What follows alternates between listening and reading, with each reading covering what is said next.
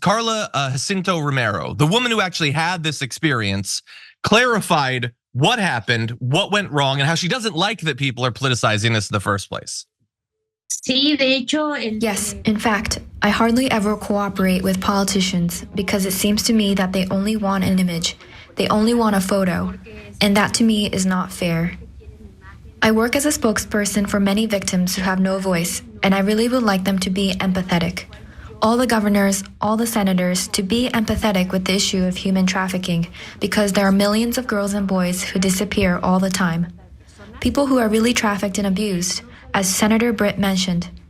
And I think Senator Britt should first take into account what really happens before telling a story of that magnitude.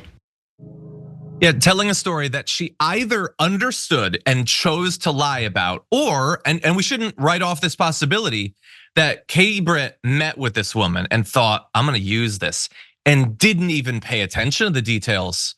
Maybe she has no idea when it happened or who did it or where it happened. Maybe she was so thirsty to cash in that she didn't even commit to memory the horrific experience that she wanted to weaponize against other migrants.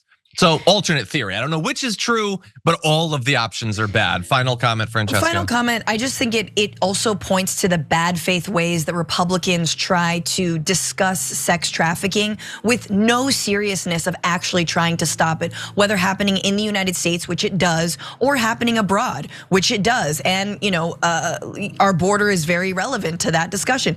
Yep. They don't care, they just want to claim that Democrats are like all pedophiles, but they don't actually want to get to the root causes of like getting rid of predators or making sure that they're held accountable.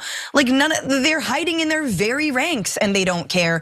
So again, I just think it's a slap in the face to people who truly do work around issues of sex trafficking, who want their issue, yes, to not be politicized, but actually fixed. 100%.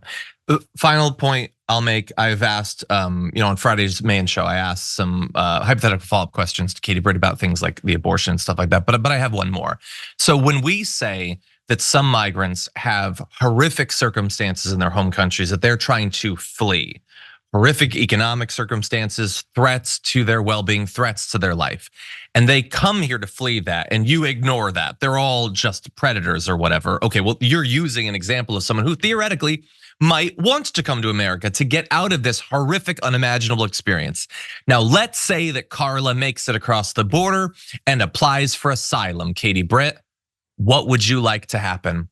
Would you like her to have to remain in Mexico for 6 months or so, being trafficked, being raped multiple times every day, while maybe we get around to her asylum claim? But honestly, we don't need all these people coming to our country anyway, so maybe no asylum. Maybe instantaneously a judge just shuts her down and throws her back over the border to those people. Not the cartel, you lied about that, but the people who were the criminals of a different variety, who were trafficking her and who were raping her. Should she be thrown back to that, or should America be her savior? If she had the hope that America could be a better place, should it be a better place, or should it just throw her back into that unimaginable life?